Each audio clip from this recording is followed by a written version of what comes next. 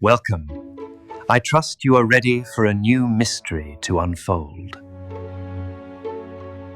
The Crime That Never Happened, a Hercule Poirot mystery. Hello and welcome to Cozy Mysteries. I'm Stephen, and tonight I have a particularly puzzling tale to share with you, one that begins not with a corpse or a scream in the night, but with a letter that, by all rights, should never have existed. Chapter 1. The Letter That Shouldn't Exist. It was a dreary Tuesday morning in November when the post arrived at 14 Faraway Street. Mrs. Hudson, the landlady, knocked precisely at 9 o'clock, as was her custom, bearing the morning's correspondence on a silver tray that had seen better days. Among the usual bills and advertisements lay a single envelope, cream-coloured and expensive, addressed in a shaking hand to Monsieur Hercule Poirot. The great detective sat at his breakfast table, meticulously arranging his morning meal. 2 pieces of toast, cut into perfect triangles, 1 soft-boiled egg, cooked for exactly 3.5 minutes. Coffee, black and strong, in his favourite cup, the one with the tiny chip that he claimed gave it character. His grey cells, as he often called them, functioned best when his physical surroundings maintained perfect order. Captain Hastings, his faithful companion, watched with barely concealed impatience as Poirot examined the envelope with the thoroughness of a jeweller appraising a diamond. The paper was of high quality, the kind found in expensive hotels or private clubs. The handwriting wavered between urgency and uncertainty, as if the writer had been fighting some internal battle with each word. "Curious," murmured Poirot, his green eyes brightening with interest. "The postmark is yesterday evening, yet the letter speaks of preventing something that has already occurred." Inside, written on matching stationery, was a message that would haunt both men for days to come. "Monsieur Poirot, I implore you to prevent the murder of Lady Victoria Ashworth. She was killed last night at the Meridian Hotel, room 412. The killer walks free, while an innocent person will surely hang. You must stop this injustice. Time is running out." A concerned observer, Hastings, nearly choked on his coffee. "Good Lord, Poirot, we must contact Scotland Yard immediately. If Lady Ashworth has been murdered—" But Poirot held up a perfectly manicured hand, his expression thoughtful. "Patience, mon ami. First let us verify what we can." He reached for the morning paper, scanning the headlines with characteristic precision. Here we are. "Lady Victoria Ashworth hosts charity gala, and see the photograph taken last evening at precisely the time she was supposedly meeting her demise." The photograph showed an elegant woman in her 50s, smiling radiantly at a crowded charity function. The timestamp clearly indicated 9:30 p.m., and the accompanying article detailed her speech about supporting orphanages throughout London. "But the letter," Hastings began. "The letter, mon ami, is either the work of a madman, or someone with a very specific purpose." Poirot tapped the paper with his finger. "Lady Ashworth is very much alive, as you can see, yet someone went to considerable trouble to make us believe otherwise. They decided to visit the Meridian Hotel, that bastion of old-world elegance in Bloomsbury, where politicians, artists and the wealthy gathered to see and be seen. The lobby buzzed with its usual activity, guests checking in and out, porters managing luggage, and the soft murmur of conversations conducted in several languages. Mr. Pemberton, the manager, was a thin, nervous man who reminded Hastings of a heron, all sharp angles and darting movements. When they inquired about room 412, his expression shifted from professional courtesy to genuine confusion. "I'm terribly sorry, gentlemen, but there must be some mistake. Room 412 was vacant last night. In fact, it's been unoccupied for the past 3 days due to renovation work. We're having the wallpaper replaced." Poirot's eyebrows rose with interest. "Renovation, how convenient. And Lady Ashworth, she has stayed here recently." "Lady Ashworth? Why, yes, she's one of our most valued guests. She maintains a permanent suite on the 5th floor, has done for nearly a decade, but she wasn't here last night.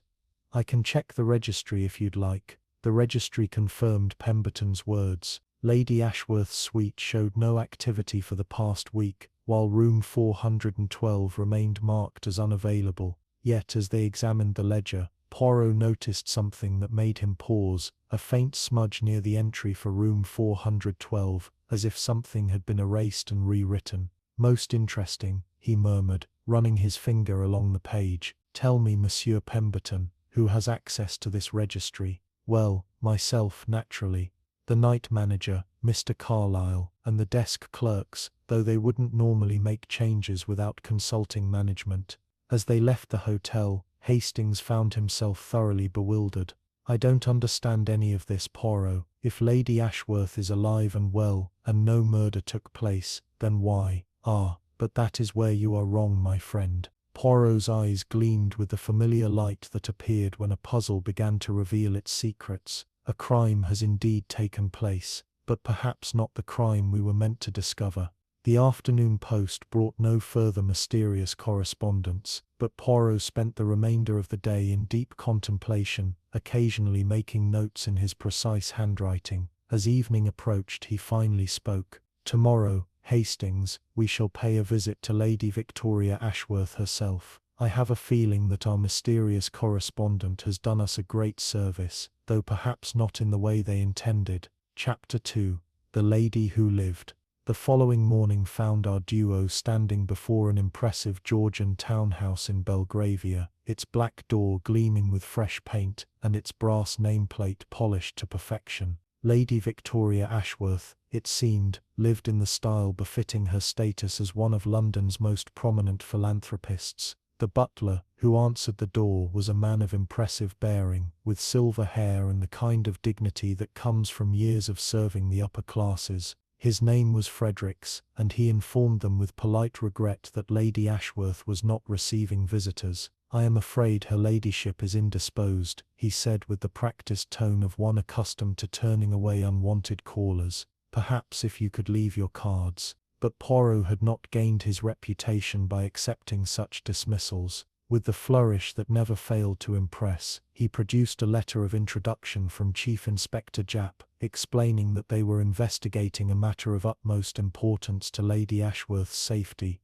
Within minutes they found themselves in an elegantly appointed drawing-room, surrounded by portraits of stern-faced ancestors and delicate porcelain that had probably witnessed the rise and fall of several governments. Lady Victoria Ashworth entered with the bearing of someone accustomed to command, though Hastings noticed a certain tension around her eyes that the newspaper photographs had not captured. She was, as the pictures suggested, an elegant woman in her 50s, with silver hair arranged in a sophisticated chignon, and the kind of posture that spoke of expensive finishing schools.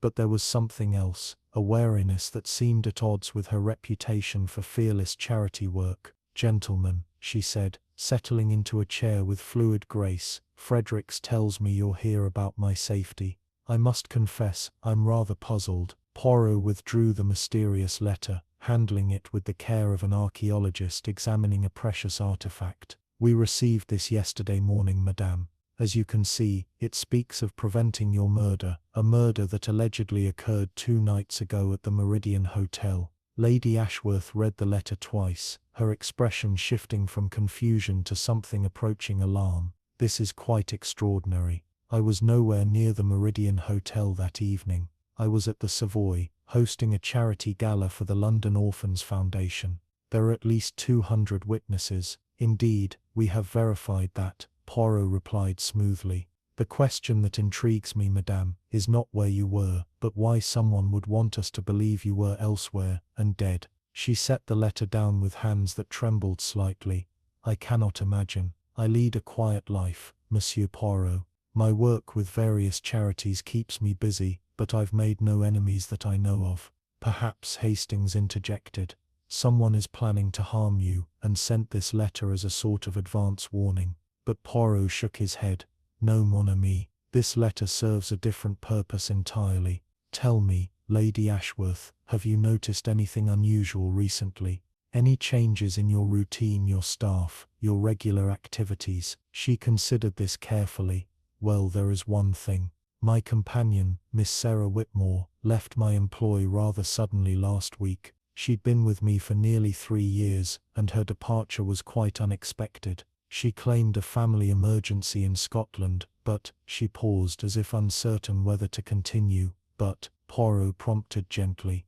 But I later discovered that she had no family in Scotland. Indeed, as far as I could determine, she had no family at all. It was as if her entire background had been fabricated. Hastings leaned forward with interest. Did she have access to your personal papers, your schedule, everything? Lady Ashworth confirmed. She managed my correspondence, my appointments, even my charitable donations. I trusted her completely. Poirot's fingers drummed silently on the arm of his chair, a sign that his mental machinery was working at full capacity. This Miss Whitmore, she would have known of your regular suite at the Meridian Hotel, of course. She often made reservations for me there, handled the arrangements for my stays, and she would have been familiar with your handwriting. Lady Ashworth nodded slowly, understanding beginning to dawn in her eyes. You think she wrote this letter? It is possible, but more interesting to me is the question of why. What would she gain by sending us on this particular wild goose chase? Poirot stood and began to pace, his hands clasped behind his back. Unless, of course, it was not intended to be a wild goose chase at all. As they prepared to leave, Lady Ashworth mentioned one final detail that would prove significant. There is one other thing, gentlemen. Sarah left behind a small bowl of fruit in her room, quite fresh fruit, mind you, apples, pears, a few oranges. It struck me as odd, because she rarely ate fruit, claimed it disagreed with her digestion. Poirot's eyes sharpened with interest. This fruit, it is still there? I believe so. The room hasn't been cleaned out yet. Then, with your permission, I should very much like to examine it. The room that had belonged to Miss Sarah Whitmore was on the second floor, modest but comfortable, with a view of the small garden behind the house. It spoke of someone who valued privacy and simplicity, or perhaps someone who preferred not to leave too many personal traces. The bowl of fruit sat on the windowsill, exactly as Lady Ashworth had described. But as Poirot examined it with his characteristic thoroughness, he noticed something that made him smile with satisfaction. Hastings, observe the oranges. What do you see? Hastings peered at the fruit, feeling somewhat foolish. They're oranges, Poirot, rather nice ones actually.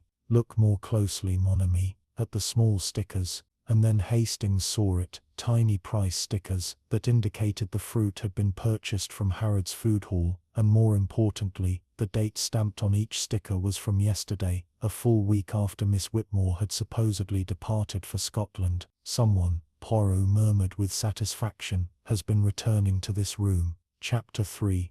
The Ghost in Room 412. The revelation about the fruit sent our investigation in an entirely new direction. If Sarah Whitmore had been returning to Lady Ashworth's house after her supposed departure, it suggested a level of deception far more sophisticated than a simple case of employee theft. It also raised uncomfortable questions about who else might have keys to the Belgravia townhouse. Poirot insisted on returning to the Meridian Hotel, this time with specific questions about room 412 and its recent history.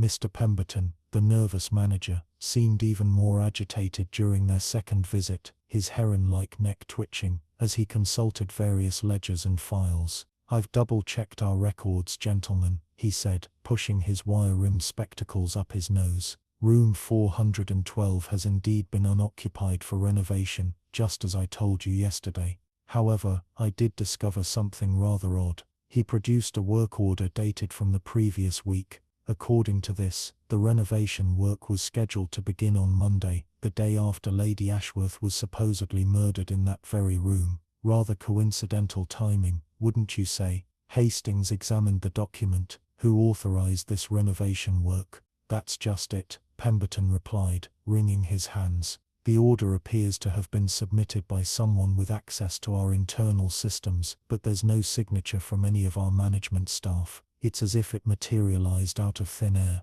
Poirot's eyes gleamed with the satisfaction of a hunter picking up a fresh scent. This renovation, what exactly was it intended to accomplish? Complete redecoration, apparently. New wallpaper, carpeting, even the furniture was to be replaced. Quite extensive work for a room that was already in perfectly good condition. And when was this mysterious work order first submitted to your systems? Pemberton consulted his computer screen, scrolling through various dates and entries. Here it is, submitted last Tuesday evening at 11:47 p.m. Rather late for someone to be thinking about interior decorating, wouldn't you say? The timing was indeed suspicious. It suggested that someone had known well in advance that room 412 would need to be made unavailable for inspection, but it also indicated a level of access to the hotel's computer systems that few people would possess. "Mr. Pemberton," Poirot said with his characteristic precision, "I should like to examine room 412 myself, if you would be so kind." The manager's nervous energy reached new heights. "I'm afraid that's quite impossible. The renovation work is already underway, and the room is completely torn apart. There's nothing to see but bare walls and sawdust." But Poirot's polite smile concealed a steely determination. "Nevertheless, I must insist. Room 412 was indeed a scene of apparent chaos. Drop cloths covered the floor, wallpaper hung in tattered strips, and the furniture had been pushed into the center of the room under protective covering. Yet to Poirot's trained eye, something about the scene felt theatrical, as if the destruction had been carefully choreographed rather than genuinely undertaken. He knelt beside the baseboard, running his fingers along the edge where the carpet met the wall. "Curious, Hastings. This carpet has been pulled up and relayed. See how the edge doesn't quite align with the tack strip. Perhaps the workmen were careless, or perhaps they were in a hurry to conceal something beneath." Poirot produced a small penknife and carefully lifted a corner of the carpet. Underneath, the floorboards showed signs of recent disturbance, small scratches and gouges that suggested someone had pried up the planks and then hastily replaced them. "Mr. Pemberton," Poirot called to the manager, who was hovering anxiously in the doorway, "who supervised this renovation work." "A contractor we've never used before actually, came highly recommended, though I can't recall by whom now. A Mr. Jenkins, I believe his name was." "And this Mr. Jenkins, do you have contact information for him?" Pemberton's face went pale. "That's another odd thing. When I tried to call him yesterday about a billing question, the number appears to be disconnected." As they left the hotel for the second time, Hastings found himself even more confused than before. "I feel as though we're chasing shadows, Poirot. Every answer we find leads to 3 more questions." "Ah, but that is the nature of truth, mon ami. It reveals itself slowly, like a photograph developing in a dark room. What we have discovered today is that our mysterious letter writer has gone to considerable trouble to ensure that room 412 would be unavailable for proper examination. The question is what they were trying to hide." That evening, as they sat in their lodgings reviewing the day's discoveries, Poirot suddenly stood and began pacing with renewed energy. "Hastings, we have been approaching this all wrong. We have been asking ourselves why someone would want us to investigate a crime that never happened. But what if the crime did happen, just not when or where we were told?" "You mean Lady Ashworth was actually murdered?" No. Lady Ashworth is manifestly alive. But perhaps someone else died in room 412, and our anonymous correspondent wants us to discover it. Perhaps the letter was not meant to send us on a wild goose chase, but to lead us to a truth that has been carefully concealed." Hastings felt a chill run down his spine. "You mean there really is a body?" "I think," Poirot said with quiet certainty, "that we shall find that room 412 has indeed been the scene of a murder.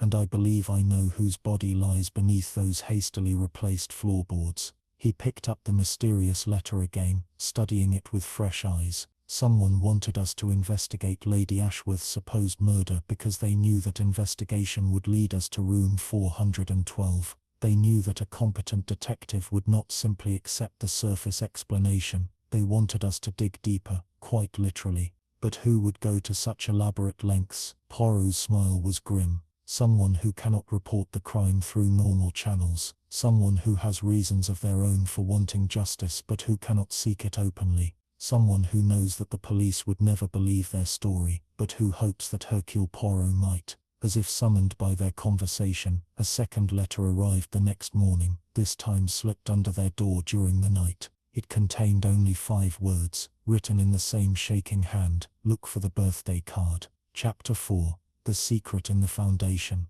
The second cryptic message sent us back to Lady Ashworth's house in Belgravia, though this time our approach was more methodical. The mention of a birthday card suggested something personal, something hidden among the departed companion's belongings that had been overlooked during our initial search. Lady Ashworth received us in her morning room, a sunny space decorated with watercolors and fresh flowers that spoke of wealth tastefully deployed. She appeared more composed than during our previous visit, though Hastings noticed that her hands showed a slight tremor when she poured tea from the silver service. A birthday card, she mused, setting down the delicate china cup with careful precision. Sarah did receive mail here, of course. She'd been with me for 3 years after all, but I can't recall anything specifically about a birthday. The card might not be one she received, Poirot suggested gently. Perhaps it was one she intended to send or one she kept for sentimental reasons. People often preserve such things.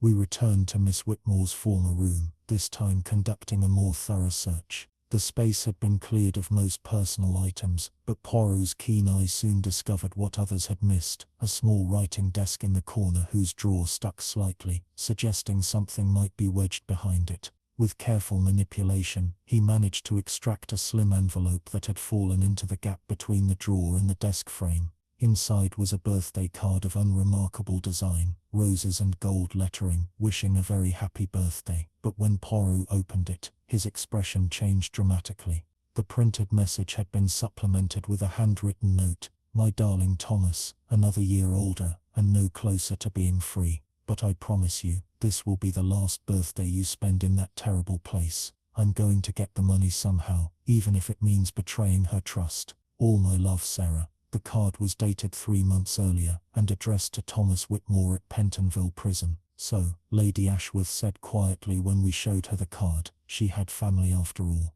A brother, it would seem." "Indeed," Poirot replied, though his tone suggested he was not entirely satisfied with this simple explanation. "Tell me, madame, in the 3 years Miss Whitmore worked for you, did she ever mention visiting anyone in prison?" "Never. She claimed to have no family at all, said she was quite alone in the world. I felt sorry for her. Actually, it's one of the reasons I trusted her so completely." The plot was thickening in ways that made Hastings' head spin. A companion with a secret brother in prison, mysterious access to hotel computer systems, elaborate schemes involving fake renovation work. It felt like the pieces of several different puzzles had been scattered together. "We must visit this Thomas Whitmore," Poirot declared as they left the house. "I have a feeling he may hold the key to our mystery." Pentonville Prison was a grim Victorian edifice that squatted in North London like a stone toad, its high walls and barred windows speaking of hopelessness and human failure. The visiting room was a cheerless space filled with small tables and hard chairs, designed to facilitate conversation while maintaining the proper atmosphere of punishment. Thomas Whitmore was a thin, nervous man in his 30s with the pale complexion of someone who had spent too long away from sunlight. His resemblance to the description they had of Sarah Whitmore was unmistakable. The same dark hair, the same intelligent eyes, though his held a haunted quality that spoke of hard experience. "Sarah," he said when they mentioned his sister's name. "I haven't heard from her in weeks. She used to visit regularly, but then she just stopped coming." "When did you last see her, Mr. Whitmore?" Poirot asked gently. "About a month ago. She seemed different that time, excited about something, but also frightened. She said she'd found a way to help me, but she wouldn't say how. I told her not to do anything stupid, but you know how Sarah is when she gets an idea in her head." Hastings leaned forward. "What were you convicted of, if you don't mind my asking?" Thomas's face darkened. "Fraud. Though I maintain my innocence. I worked for a small investment firm, and when money went missing I was the convenient scapegoat. The real embezzler was my supervisor, but he had connections, family money. I was just a clerk with no one to speak for me. And your sister believed in your innocence. Sarah was the only one who stood by me. She spent her savings on appeals, hired investigators, tried everything she could think of. When she took the job with Lady Ashworth, she said it was just temporary, a way to earn money while she figured out how to prove my innocence." Poirot's expression had grown increasingly thoughtful during this conversation. "Mr. Whitmore, this supervisor, who you believe framed you, do you recall his name?" "Charles Manning. He left the company shortly after my trial, claimed he was taking a position abroad." probably living it up on the money he stole while I rot in here.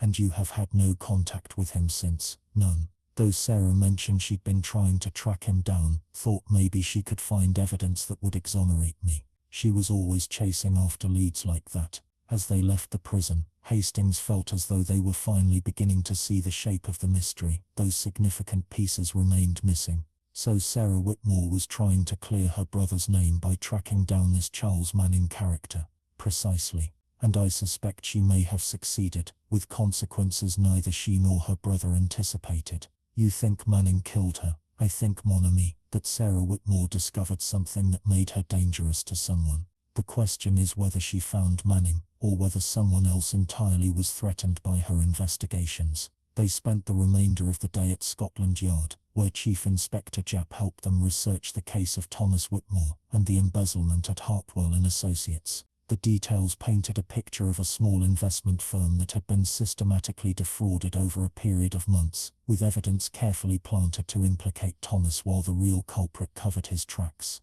The case was considered closed after Whitmore's conviction, Japp explained, spreading the files across his desk.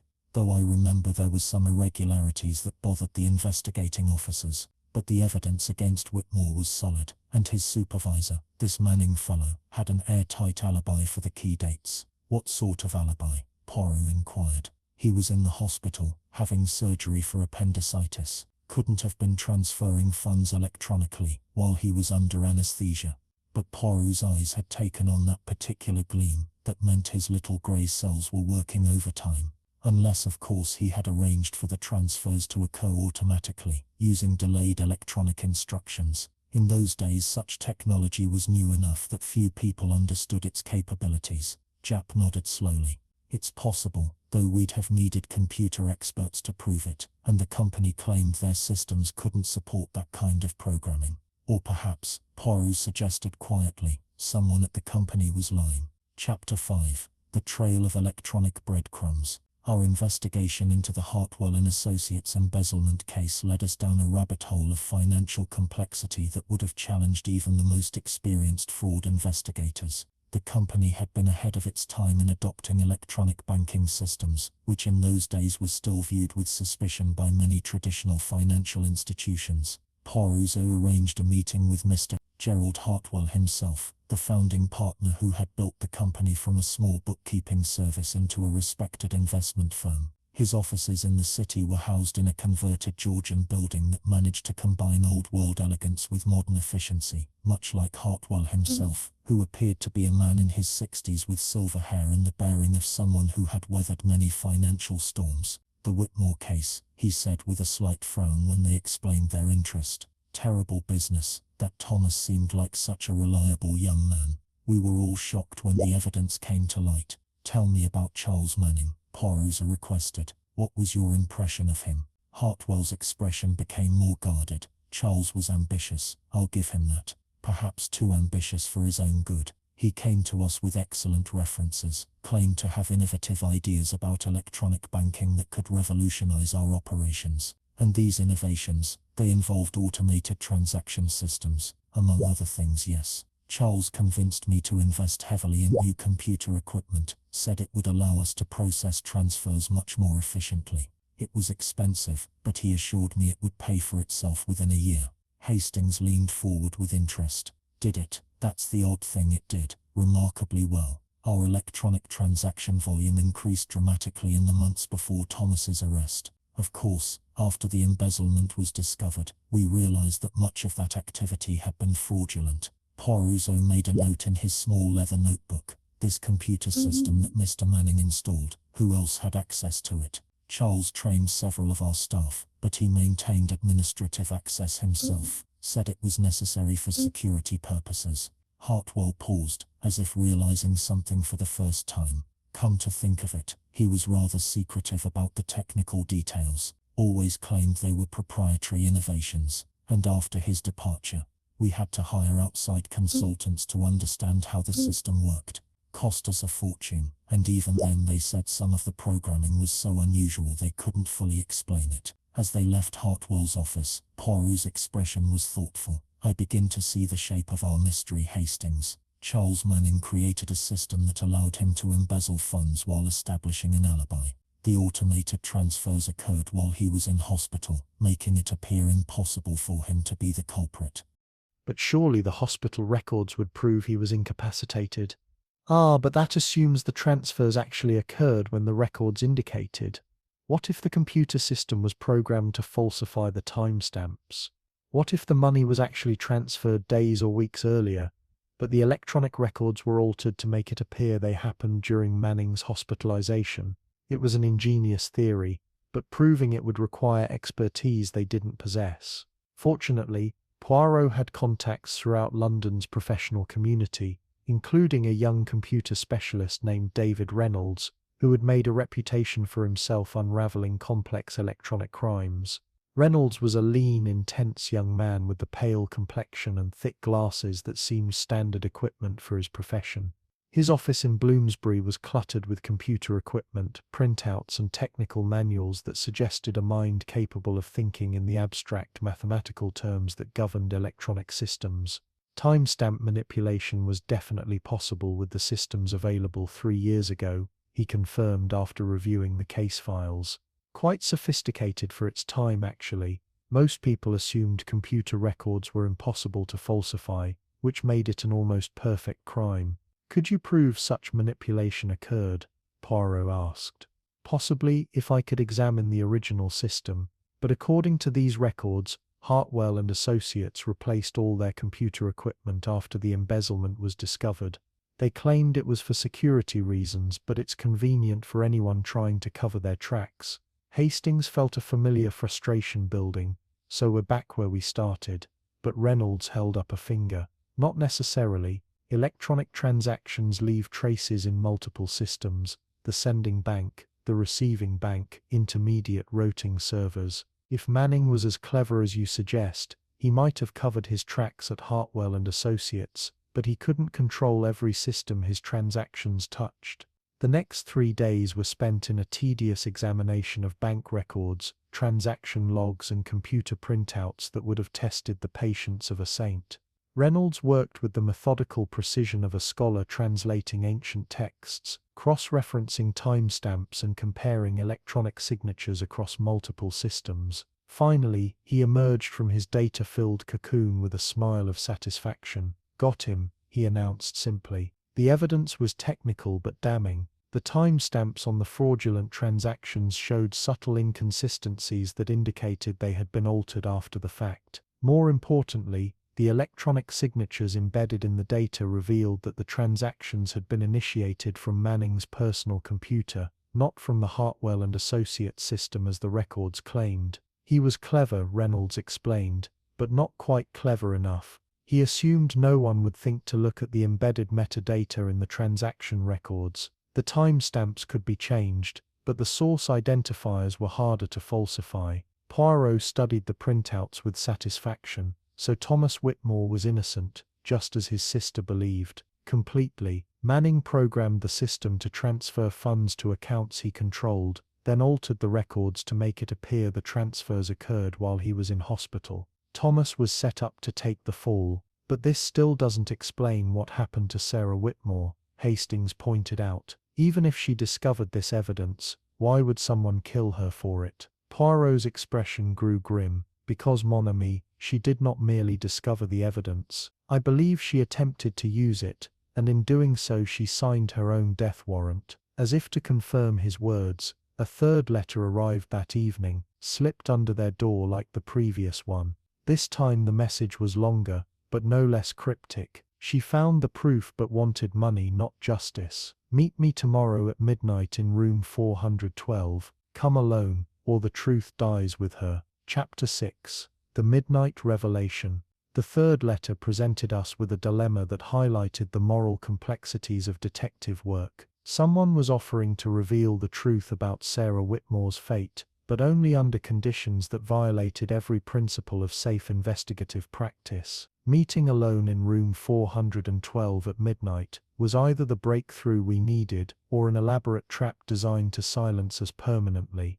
Poirot spent the evening in contemplation, occasionally making notes in his precise handwriting while Hastings paced the room like a caged animal. The evidence they had gathered painted a clear picture of Charles Manning's guilt in the original embezzlement, but Sarah Whitmore's disappearance remained a mystery wrapped in layers of deception and misdirection. "We must go," Poirot finally declared as the clock approached 11, "but we shall not go alone, despite what our correspondent requests." They had arranged for Chief Inspector Japp to position men discreetly around the Meridian Hotel, close enough to respond quickly but far enough away to avoid detection. The plan was simple. Poirot would keep the midnight appointment while Hastings and the police maintained surveillance from the lobby and surrounding areas. The Meridian Hotel at midnight was a different creature entirely from the bustling establishment they had visited during daylight hours. The lobby was dimly lit and nearly empty, with only a sleepy night clerk behind the desk and the occasional guest crossing to the lifts. The atmosphere was heavy with the kind of expectant silence that seems to precede dramatic revelations. Mr. Carlyle, the night manager, was a portly man with nervous eyes who seemed uncomfortable with the unusual attention his establishment was receiving. He had been briefed on the situation by Chief Inspector Japp, but clearly wished he were anywhere else as he led Poirot toward the 4th floor. "I still don't understand why someone would want to meet in that particular room," he whispered as they ascended in the lift. "The renovation work has made it quite unsuitable for occupancy."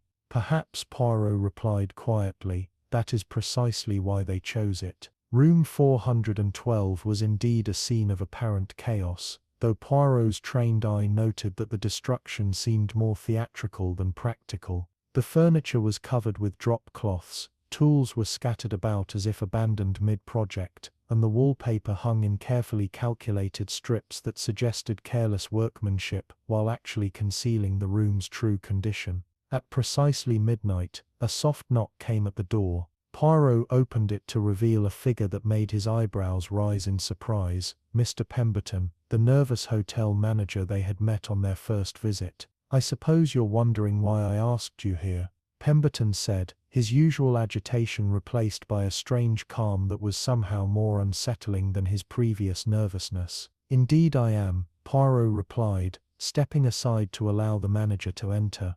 "Though I confess I had begun to suspect that our mysterious correspondent was someone with intimate knowledge of the hotel's operations." Pemberton moved to the center of the room, his movements careful and deliberate. In the dim light filtering through the covered windows, he seemed like a different person entirely, less the flustered hotel functionary, and more someone carrying the weight of terrible knowledge. "Sarah Whitmore was blackmailing me," he said without preamble. "She had discovered something about my past, something that could have destroyed not only my career but my entire life." Hastings, listening through a concealed microphone, felt his pulse quicken.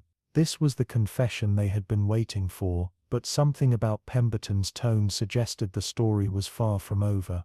"You see, gentlemen," Pemberton continued, "I am Charles Manning." The revelation hung in the air like a physical presence. Poirot's expression remained carefully neutral, though his green eyes sharpened with interest. "You changed your identity after leaving Hartwell and Associates. Complete reinvention, yes. New name, new background, new profession. I had enough money from the irregularities at Hartwell to purchase false documents and establish myself in an entirely different field. The hotel industry seemed safe. Who would think to look for a financial criminal among the staff of a respectable establishment? But Miss Whitmore found you nonetheless." Pemberton, or Manning, moved restlessly around the room, his hands clasping and unclasping as he spoke. She was systematic, methodical. She had been tracking every former employee of Hartwell and Associates, following paper trails, checking employment records. It took her nearly 2 years, but eventually she connected Charles Manning to Peter Pemberton. And then she approached you. 3 months ago, she came to the hotel, requested a meeting, laid out everything she had discovered. The evidence was overwhelming. She had documentation that would have not only cleared her brother but sent me to prison for a very long time. Poirot moved closer to the window, ostensibly to adjust the covering, but actually to signal his hidden colleagues that the situation was developing as planned.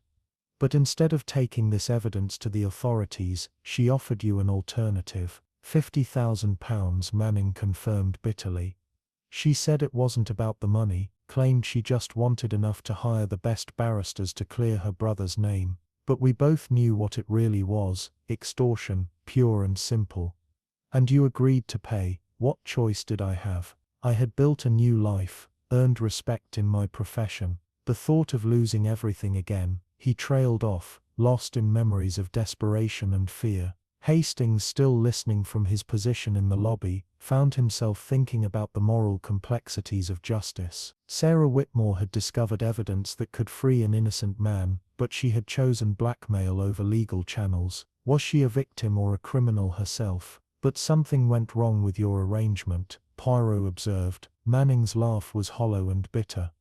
Sarah got greedy. The 50,000 wasn't enough. She wanted more, and more after that. She said she needed money for her brother's legal fees, but I think she had gotten a taste for the lifestyle that blackmail could provide. So you decided to end the arrangement permanently. I tried to reason with her first. I suggested we could find another way to clear her brother's name without destroying my life in the process. But she had become obsessed. She said Thomas had suffered enough, that justice delayed was justice denied. She threatened to go to the police if I didn't continue paying. Poirot nodded thoughtfully. And so you arranged to meet her here, in room 412. I told her I had the money she wanted, but that this would be the final payment. I chose this room because it was scheduled for renovation. I knew it would be empty and that any disturbance could be covered up by the construction work. The confession was emerging piece by piece, each revelation adding weight to what everyone now understood would be a murder charge.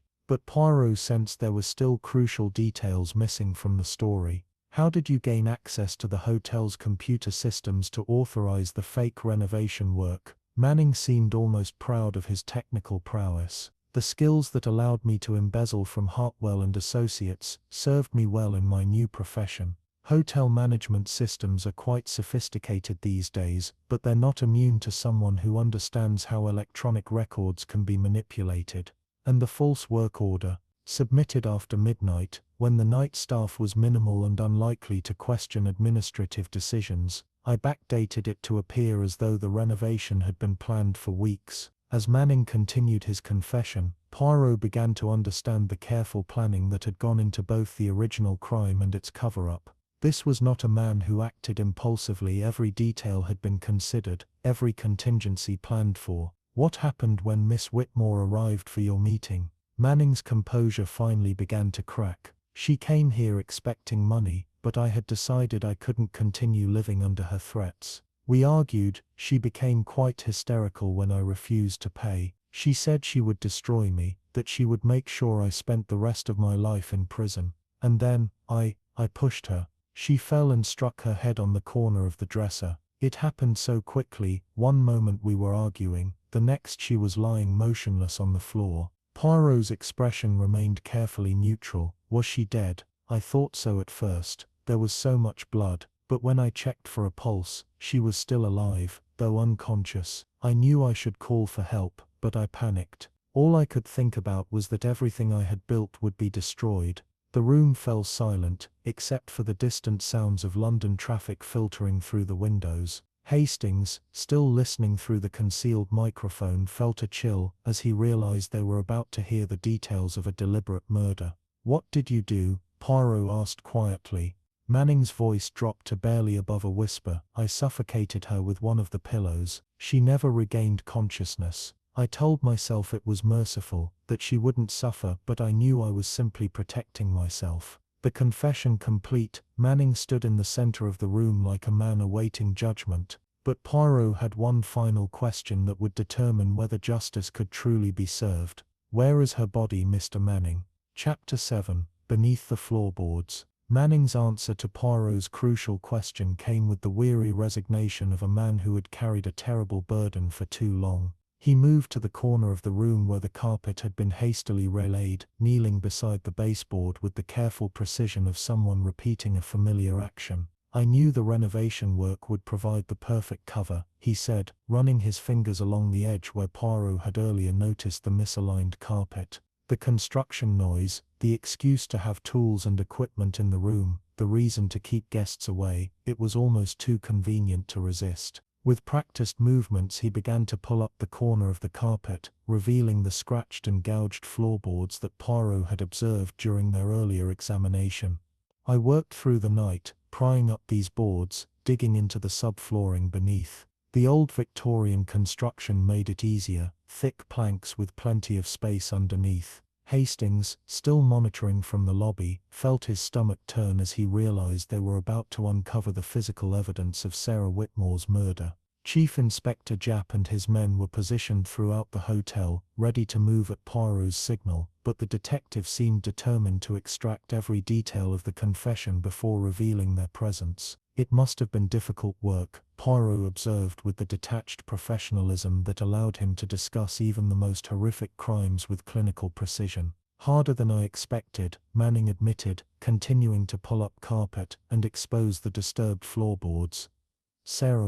She was a small woman, but still, and I had to be careful not to make too much noise. The hotel has excellent soundproofing, but there are limits. The floorboards came up more easily now, revealing a hollow space beneath that had been hastily excavated and then covered over. The smell that emerged was faint but unmistakable, the sweet cloying odor of decay that no amount of renovation work could entirely mask. I wrapped her in plastic sheeting from the construction supplies, Manning continued, his voice taking on the flat, emotionless tone of someone recounting a technical procedure.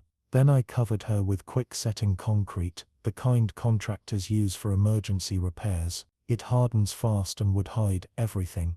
Poirot stepped closer to examine the excavation, his expression grim but determined. In the shallow grave beneath the floorboards, the outline of a human form was clearly visible through the plastic wrapping, preserved in the concrete that had been Manning's attempt to hide his crime permanently. But you couldn't simply leave her here indefinitely, Poirot pointed out. Eventually the real renovation work would begin, or other circumstances would require a thorough examination of this room. I had a plan for that, Manning replied. In a few months, I was going to arrange for the room to suffer water damage, a burst pipe perhaps, or a problem with the sprinkler system.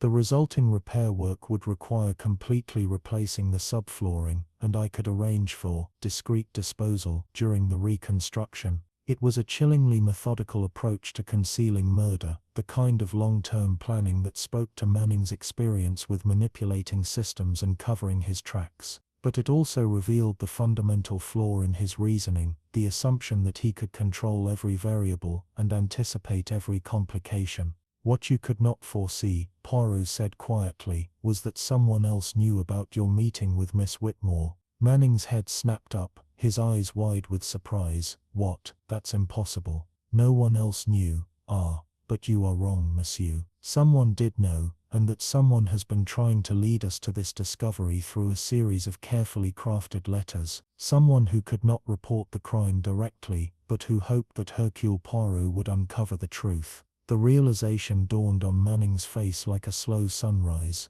Thomas, he whispered. She told her brother about our arrangement. More than that, I suspect. Miss Whitmore was a careful woman, as her years of investigation into your identity demonstrate. She would not have entered into a blackmail scheme without taking precautions to protect herself. Poirot moved to the window and made a subtle signal to the watchers below. Within moments, the sound of footsteps could be heard in the corridor outside room 412. She told her brother everything, about discovering your true identity, about the blackmail arrangement, about the meeting she had planned with you. When she failed to visit him as scheduled, he knew something had gone wrong. The door opened to admit Chief Inspector Japp and 2 constables, their presence transforming the crime scene from a private confession into an official police matter. Manning offered no resistance as the handcuffs were applied, his earlier nervous energy having drained away completely. But how could Thomas Whitmore send us those letters from prison?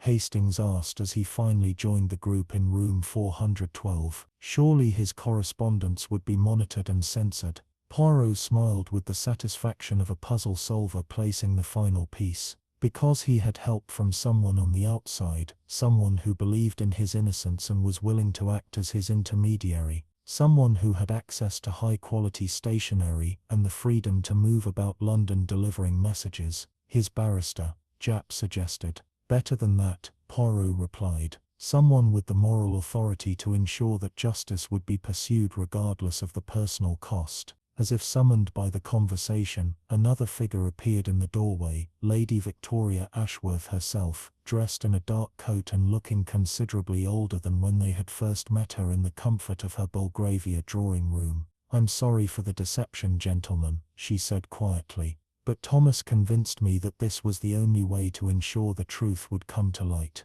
The final pieces of the puzzle fell into place with the satisfying click of a well-made lock. Lady Ashworth's involvement explained the quality of the letters, the knowledge of her own routines and preferences, and most importantly, the moral conviction that had driven the entire elaborate scheme. "You visited Thomas Whitmore in prison," Poirot said. It was a statement, not a question. "Several times. After Sarah disappeared, he was desperate to find someone who would listen to his story. Through mutual acquaintances in the charitable community, he managed to get word to me about his situation. And you believed his account of his sister's disappearance." Sarah had left him detailed notes about her investigation into the Hartwell and Associates case. When she failed to visit him as planned, and when all attempts to contact her failed, it became clear that something terrible had happened. Hastings shook his head in admiration. "So you helped him craft those letters, designed to lead us to the truth without directly accusing anyone of murder." Thomas was afraid that a direct accusation would be dismissed as the desperate fantasy of a convicted criminal trying to deflect blame. But he knew that if Hercule Poirot could be induced to investigate, the truth would eventually emerge. As Manning was led away in custody, and the crime scene was secured for forensic examination, Poirot reflected on the moral complexities of the case they had just solved. Justice had been served, but it had required deception, manipulation, and the courage of people willing to risk their reputations in pursuit of truth. "There is one thing I still don't understand," Hastings said as they finally left the Meridian Hotel. "Why didn't Lady Ashworth simply come to us directly with Thomas's story?" Poirot's smile was tinged with sadness, because, mon ami, she understood that sometimes the truth must be discovered rather than merely reported. A story told by a convicted criminal and a charitable lady would be dismissed as sympathy clouding judgment, but a truth uncovered by methodical investigation that carries the weight of genuine revelation. Chapter 8. The Weight of Evidence. The arrest of Charles Manning, alias Peter Pemberton, sent ripples through London's financial and hospitality communities that would be felt for months to come. The discovery of Sarah Whitmore's body beneath the floorboards of room 412 provided the physical evidence needed to support Manning's confession, but the legal complexities of the case were only beginning to unfold. Chief Inspector Japp found himself coordinating with multiple jurisdictions and agencies as the full scope of Manning's crimes became apparent. The original embezzlement at Hartwell and Associates would need to be reopened, Thomas Whitmore's conviction would require formal review and reversal, and the murder charge would demand a careful reconstruction of events that had been deliberately obscured by months of elaborate deception. "It's going to be a prosecutor's nightmare," Japp confided to Poirot as they reviewed the evidence in his office at Scotland Yard. "Manning's confession is helpful, but defense barristers will argue that it was coerced or that he was mentally incompetent when he made it." The forensic examination of room 412 was providing additional evidence, though much of it simply confirmed what Manning had already admitted. The concrete beneath the floorboards contained traces of Sarah Whitmore's blood and tissue, while the plastic sheeting showed her fingerprints and DNA. More significantly, the hotel's computer records revealed the pattern of unauthorized access that Manning had used to create the false renovation work orders. "The electronic evidence is particularly damning," the computer specialist David Reynolds explained during a meeting at Scotland Yard. "Manning used his administrative access to the hotel's systems to backdate the renovation authorization, but he couldn't erase all traces of his activities. The audit logs show someone accessing the system at unusual hours and making changes that violated normal administrative procedures." Poirot studied the technical documentation with the same careful attention he had given to the handwritten letters that started their investigation. These records, they would be sufficient to prove that Mr. Manning deliberately concealed evidence of a crime.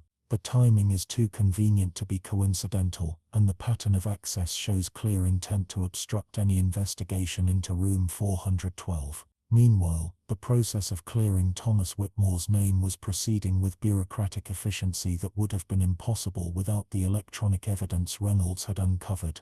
The Court of Criminal Appeal had agreed to an expedited review of his case, and legal experts were confident that his conviction would be overturned within weeks rather than months. The poor man has already served nearly 3 years for a crime he didn't commit, Lady Ashworth observed during a meeting at Poirot's lodgings. No amount of legal vindication can return that time to him. She had aged visibly since her involvement in the case became public, though she maintained the dignified bearing that had made her such an effective advocate for various charitable causes. Her decision to help Thomas Whitmore had been controversial within her social circle, but she had faced the criticism with characteristic resolve. "You have no regrets about your involvement?" Hastings asked. "None whatsoever. Sarah Whitmore died seeking justice for her brother.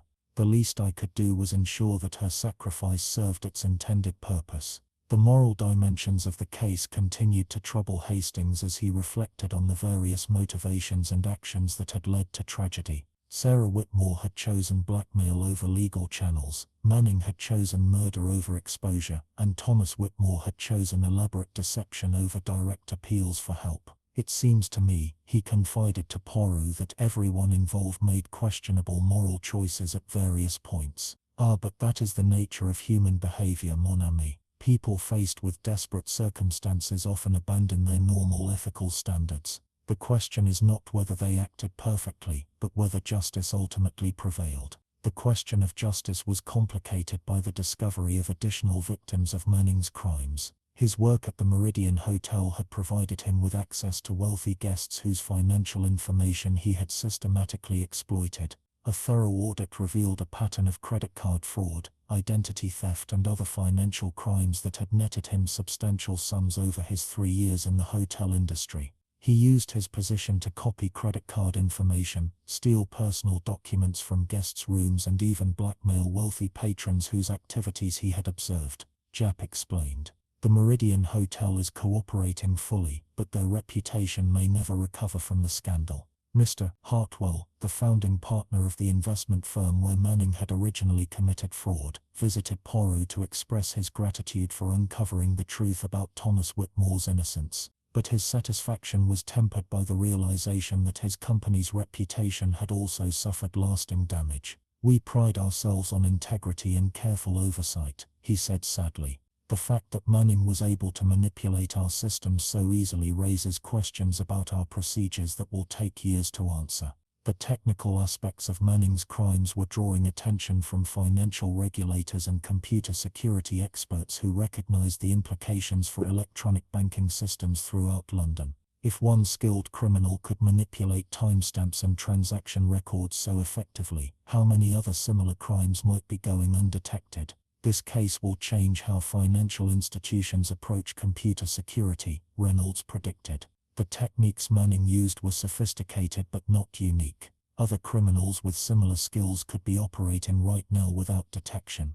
As the various legal proceedings moved forward, Poirot found himself reflecting on the unusual nature of the case that had consumed their attention for the past weeks. Unlike many of his investigations, this one had begun not with a crime scene or a body, but with a letter designed to lead them toward truth rather than away from it. "It was in many ways the inverse of a typical mystery," he observed to Hastings. "Rather than attempting to conceal evidence, our anonymous correspondent was trying to ensure that evidence would be discovered. The challenge was not identifying the criminal, but understanding the moral complexity of the situation." The letters themselves had become evidence in the legal proceedings, with handwriting experts confirming that they had been written by Thomas Whitmore despite being delivered by Lady Ashworth. The careful planning that had gone into their composition and delivery demonstrated a level of sophistication that had impressed even experienced investigators. "Young Whitmore has a talent for strategic thinking," Japp admitted. "If he hadn't been railroaded on the embezzlement charges, he might have made a career in law enforcement or criminal justice." The prospect of Thomas Whitmore's release from prison was complicated by the practical realities of his situation. He had no job, no savings, and a reputation that would need to be rebuilt despite his legal vindication. Once again, Lady Ashworth stepped forward to provide assistance, offering him employment in one of her charitable organizations. "It seems only fitting," she explained. "Sarah died trying to clear his name, and he risked everything to ensure her murderer faced justice. The least I can do is help him rebuild his life." As Manning's trial date approached, the prosecution was confident of securing a conviction for murder, fraud, and obstruction of justice. The defense team's attempts to argue diminished responsibility or temporary insanity were undermined by the evidence of careful planning and systematic criminal behavior over several years. The electronic evidence alone would be sufficient to convict him, the prosecutor explained to Poirot during a pre-trial consultation. But the physical evidence from room 412 and his own confession make this one of the strongest murder cases I've ever handled. The case had also attracted attention from the press, though Lady Ashworth's involvement had encouraged more thoughtful coverage than the sensational treatment many murder cases received. Editorial writers praised her moral courage while questioning the systemic failures that had allowed Manning to evade justice for so long. This case demonstrates the importance of persistent investigation and the courage of individuals willing to risk their reputations in pursuit of truth, wrote one prominent columnist. Without Lady Ashworth's assistance and Hercule Poirot's methodical investigation, Charles Manning might have continued his criminal activities indefinitely. Chapter 9: The Courtroom and the Truth. The trial of Charles Manning opened on a crisp October morning in the Old Bailey, that venerable temple of British justice where the most serious criminal cases were adjudicated. The courtroom was packed with journalists, legal observers, and members of the public who had followed the complex case through months of investigation and pre-trial proceedings. Manning himself appeared remarkably composed as he sat in the dock, his nervous mannerisms having given way to the resigned calm of a man who knew his fate was sealed. His legal team, led by the renowned barrister Sir Geoffrey Hartwell, no relation to the investment firm owner, had prepared a defense that acknowledged the facts while attempting to mitigate the severity of the charges. "Ladies and gentlemen of the jury," Sir Geoffrey began in his opening statement, "you will hear evidence of tragic events that began with desperate financial circumstances and escalated beyond my client's ability to control. While we do not dispute that Charles Manning made grievous errors in judgment, we ask you to consider the pressures and circumstances that led to these regrettable decisions."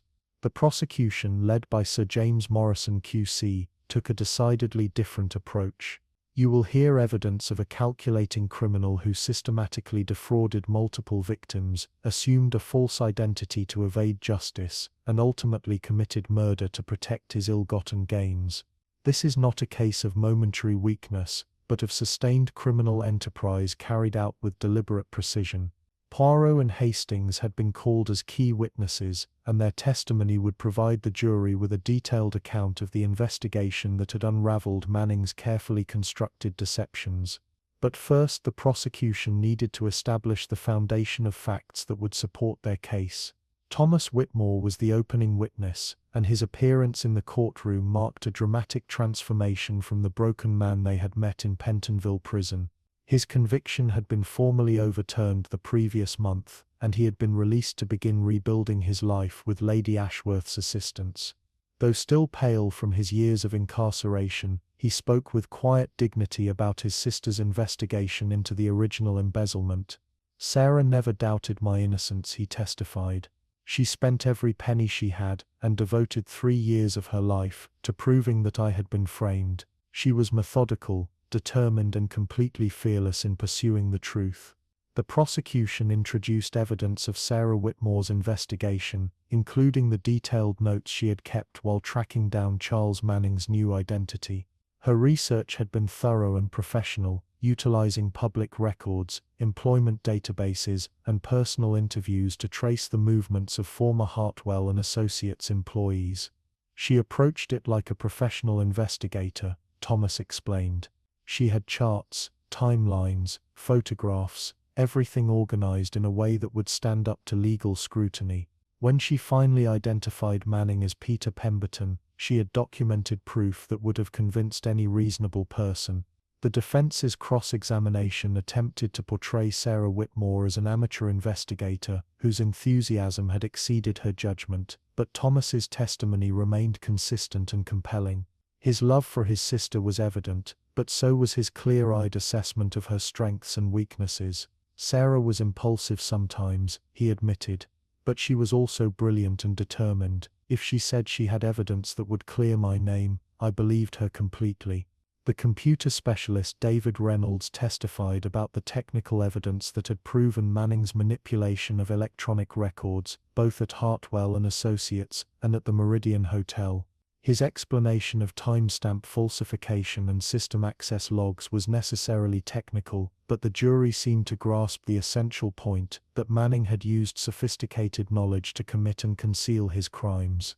The level of technical sophistication required for these manipulations indicates extensive planning and preparation, Reynolds testified.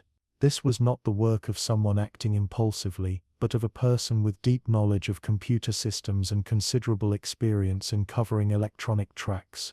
Lady Ashworth's testimony provided the jury with insight into the moral dimensions of the case that had motivated her involvement. Her decision to help Thomas Whitmore contact Hercule Poirot had been controversial, but she defended it with characteristic dignity.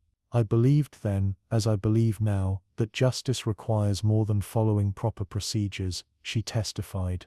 Sometimes circumstances require individuals to take extraordinary action to ensure that truth prevails over convenience. The defense's attempt to portray her as a meddling aristocrat with romantic notions about criminal justice fell flat in the face of her obvious intelligence and moral conviction. Her testimony about Thomas Whitmore's character and his sister's dedication to clearing his name provided crucial context for understanding the events that led to Sarah's murder. When Poirot took the witness stand, the courtroom fell silent with anticipation. His reputation as a detective was well known, and his methodical approach to explaining the investigation captivated the jury's attention. The letters that brought this case to my attention were not random communications, he testified. They were carefully crafted to lead a competent investigator toward specific discoveries. The anonymous correspondent understood that truth revealed through investigation carries more weight than truth simply asserted. He walked the jury through each stage of the investigation, from the initial confusion about Lady Ashworth's supposed murder to the discovery of Sarah Whitmore's body beneath the floorboards of room 412.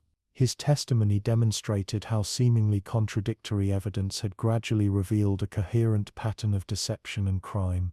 The defendant's greatest strength, his technical knowledge of computer systems, ultimately became the source of his downfall, Poirot explained. Electronic records can be falsified, but they cannot be completely erased. The audit trails and system logs provided irrefutable evidence of his activities. The defense's cross-examination attempted to challenge Poirot's conclusions about Manning's motives and methods, but the detective's responses remained consistent with the physical and electronic evidence. When pressed about the moral complexities of the case, Poirot acknowledged that all parties had made questionable decisions while maintaining that murder could never be justified as a solution to blackmail. Manning himself chose not to testify in his own defense, a decision that surprised many observers, but reflected his lawyer's assessment that cross-examination would only reinforce the prosecution's case. Instead, the defense presented character witnesses who testified about Manning's reputation as a competent hotel manager and his apparent integration into respectable society. The prosecution's closing argument emphasized the systematic nature of Manning's crimes and the cold calculation evident in his murder of Sarah Whitmore. The defendant had multiple opportunities to resolve his situation through legal means, Sir James Morrison argued. Instead, he chose murder, and then compounded that crime with an elaborate scheme to conceal the evidence. Sir Geoffrey's closing argument for the defense focused on Manning's psychological state and the pressures that had led to his criminal behavior. My client's actions were reprehensible, but they were also the product of desperation and fear. He deserves punishment, but he also deserves our understanding of the circumstances that created this tragedy. The jury deliberated for less than 3 hours before returning with their verdict. On the charge of murder in the first degree, they found Charles Manning guilty. On the charges of fraud, identity theft and obstruction of justice, they found him guilty on all counts. The judge's sentencing reflected both the severity of Manning's crimes and the complexity of the circumstances that had led to them. Life imprisonment for murder, with substantial additional sentences for the financial crimes, ensured that Manning would spend the remainder of his life paying for his actions. As the courtroom cleared and the various parties went their separate ways, Poirot reflected on the unusual nature of justice in this particular case. Truth had prevailed, but only through the extraordinary efforts of people willing to risk their reputations and safety in pursuit of what was right. "It is finished then," Hastings observed as they left the Old Bailey. "Oui, mon ami," Poirot replied. Though one wonders how many other Charles Mannings are walking free, protected by their technical knowledge and the assumption that electronic records cannot lie. Chapter 10. The Epilogue of Justice. 6 months after Charles Manning's conviction, the reverberations of the case continued to influence the worlds of finance, hospitality, and criminal justice in ways that would have lasting significance. The technical methods Manning had used to commit and conceal his crimes had prompted a comprehensive review of electronic security procedures throughout London's financial district. Thomas Whitmore had adapted to freedom with remarkable resilience, though the years of wrongful imprisonment had left invisible scars that would never completely heal. His work with Lady Ashworth's charitable foundation had provided him with purpose and a chance to honor his sister's memory through constructive action rather than bitter recrimination. Sarah always believed that good could come from even the worst circumstances, he told Poirot during a meeting at the foundation's offices in Bloomsbury. "I try to remember that when I'm tempted to dwell on the time I lost or the injustices I suffered." The Thomas Whitmore Legal Defense Fund, established with donations from supporters who had followed his case, was already assisting other individuals who believed they had been wrongfully convicted of financial crimes. The fund's work was guided by the methodical investigative approach that Sarah Whitmore had developed during her 3-year quest to clear her brother's name. "We've learned that wrongful convictions in financial cases are more common than most people realize," Lady Ashworth explained. "The complexity of electronic evidence makes it easier for real criminals to frame innocent victims, especially those without the resources to hire expert technical witnesses." The Meridian Hotel had undergone significant changes in management and security procedures following the scandal of Manning's crimes. Room 412 had been completely renovated, genuinely this time, and now served as a conference room named in memory of Sarah Whitmore. The hotel's new management had implemented stringent background checks and computer security measures designed to prevent similar infiltration by criminals. "We've learned that respectability and competence can be convincingly faked by someone with sufficient motivation and technical skill," the new manager explained. "Our screening procedures now include extensive verification of employment history and criminal background checks that go far beyond standard practice." The case had also influenced the development of new investigative techniques for financial crimes involving electronic evidence. David Reynolds had been recruited by Scotland Yard as a consultant, and his expertise was being used to train detectives in the recognition and analysis of digital manipulation. The Manning case demonstrated that traditional investigative methods need to be supplemented with technical expertise, Chief Inspector Japp observed. "We can no longer assume that computer records are reliable without proper verification." Hartwell and Associates had implemented new security measures and oversight procedures designed to prevent future manipulation of their electronic banking systems. The company's experience had become a case study taught in business schools and professional training programs throughout the financial industry. "We've learned that technological advancement without corresponding security measures creates vulnerabilities that sophisticated criminals will inevitably exploit," Mr. Hartwell explained. "The cost of preventing such crimes is far less than the cost of recovering from them." Poirot himself had been consulted by several financial institutions seeking to improve their fraud detection capabilities. His insight into criminal psychology proved valuable in developing systems that could recognize patterns of behavior that might indicate fraudulent activity. "The criminal mind operates according to certain principles," he explained to a gathering of bank security officers. Technical knowledge can enable crime, but it cannot change the fundamental patterns of deception and concealment that criminals must employ. The moral complexities of the case continued to generate discussion among legal scholars and ethicists who debated the various decisions made by the people involved. Sarah Whitmore's choice of blackmail over legal channels, Thomas Whitmore's use of deception to pursue justice, and Lady Ashworth's decision to assist in what amounted to vigilante investigation all raised questions about the boundaries between legal and moral behavior. This case demonstrates that sometimes the formal legal system fails to provide adequate avenues for justice, one prominent legal scholar wrote. While we cannot endorse the methods used by the various parties, we must acknowledge that their actions ultimately served the cause of truth and justice. The press coverage of the case had been generally sympathetic to Thomas Whitmore and Lady Ashworth, though some critics argued that their methods set dangerous precedents for circumventing official channels of justice. The debate reflected broader tensions in British society about the balance between individual initiative and institutional authority. Lady Ashworth's involvement in this case represents both the best and most problematic aspects of British aristocratic tradition, one editorial observed. Her moral courage is admirable, but her assumption that she could judge and act outside normal legal channels is troubling. For Hastings, the case had provided valuable lessons about the complexity of human motivation and the sometimes blurred lines between justice and revenge. His initial assumption that the mysterious letters represented either a hoax or a straightforward criminal threat had proven naive in the face of the elaborate moral puzzle that actually confronted them. I've learned not to assume that unusual circumstances necessarily indicate criminal intent, he reflected. Sometimes the most bizarre evidence points toward truth rather than deception. Poirot's reputation had been enhanced by his successful navigation of the case's complexities, though he remained characteristically modest about his achievements. The methodical approach that had unraveled Manning's deceptions was typical of his investigative style, but the moral sensitivity required to understand the various parties' motivations had demanded insight beyond pure logic. This case reminded me that detection is not merely about identifying criminals, he observed. It is about understanding human nature in all its complexity, the capacity for both great evil and great good that exists within ordinary people facing extraordinary circumstances.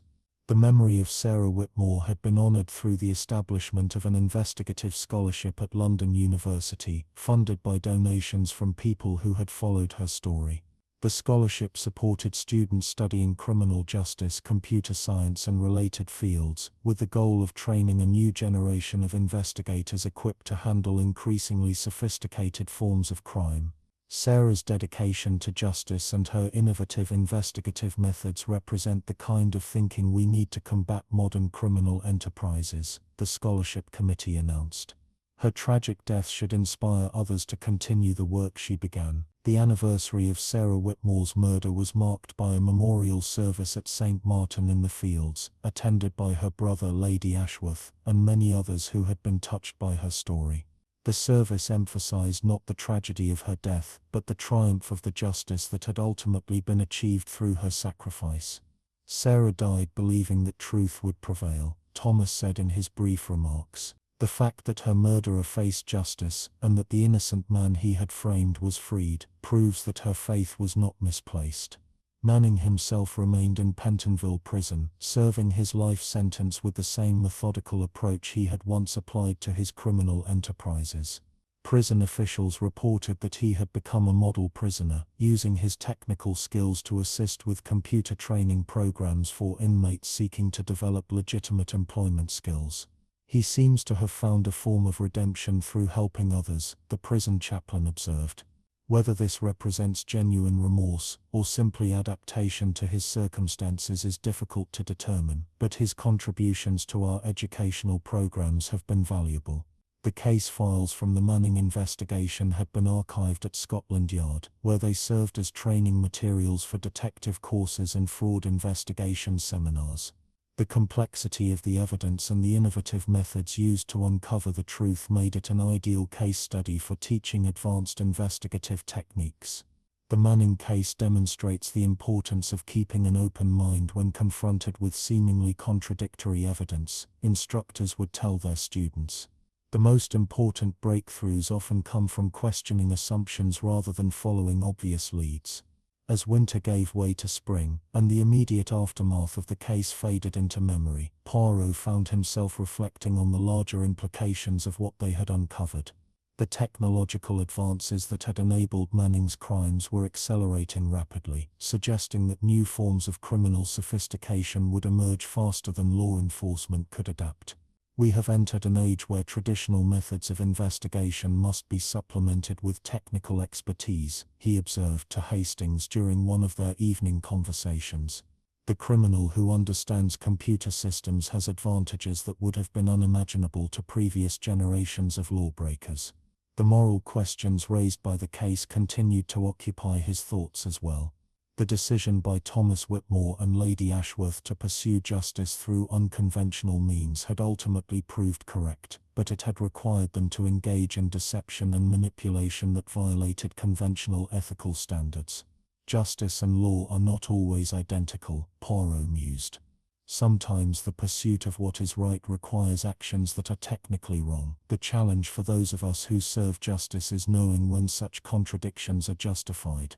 The letters that had initiated their investigation remained in Poirot's files, preserved as examples of how desperate people could devise ingenious methods for communicating essential truths. The careful planning that had gone into their composition and delivery demonstrated the kind of strategic thinking that could serve justice as effectively as it could serve crime. Those letters represent one of the most sophisticated communications I have ever encountered, Poirot reflected. They conveyed complex information while protecting both sender and recipient, and they achieved their intended purpose with remarkable precision.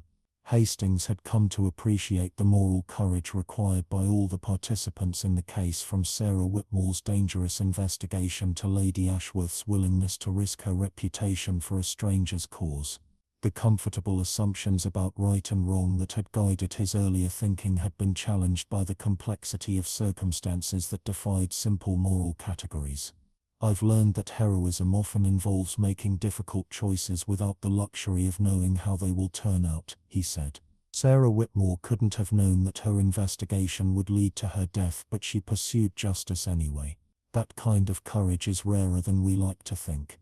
The final chapter of the Manning case was written not in courtrooms or prison cells, but in the ongoing work of the Thomas Whitmore Legal Defense Fund and the Sarah Whitmore Investigative Scholarship.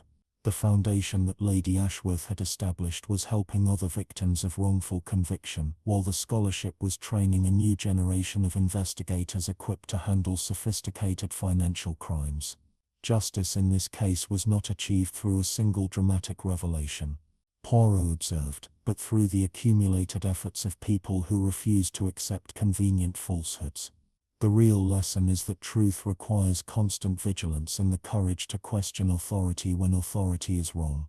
As he filed away the last documents from the case, Poirot reflected on the strange journey that had begun with an impossible letter about a crime that never happened. The investigation had revealed multiple crimes that had definitely occurred, but more importantly, it had demonstrated the power of persistent inquiry guided by moral conviction. The crime that never happened, he murmured to himself, led us to crimes that had been successfully hidden for years. Perhaps that is the greatest lesson of all, that sometimes the most important truths are found by following seemingly impossible leads. The clock in their lodgings chimed midnight, marking the end of another day and the conclusion of another case. But somewhere in London, Poirot knew, other letters were being written by desperate people seeking justice through unconventional means. Other crimes were being concealed by sophisticated criminals who believed their technical knowledge made them untouchable. Other innocent people were suffering while guilty ones walked free. "Come, Hastings," he said, rising from his chair with renewed energy. "Tomorrow there will be new mysteries to solve, new injustices to correct. The work of detection never truly ends, it only pauses between cases." And with that observation our tale concludes. The crime that never happened had led them to crimes all too real, but in the end, justice had prevailed through the combined efforts of ordinary people with extraordinary courage. In the files of Hercule Poirot, it would be remembered as one of his most complex cases and one of his most satisfying victories. Thank you for joining us for this episode of Cozy Mysteries. I'm Stephen, and I hope you've enjoyed this tale of deception, justice, and the sometimes blurred line between what is legal and what is right. The story of Sarah Whitmore's investigation reminds us that truth often requires courage to uncover and even more courage to act upon. Until next time, keep questioning, keep investigating, and remember that the most important mysteries are often hidden in plain sight.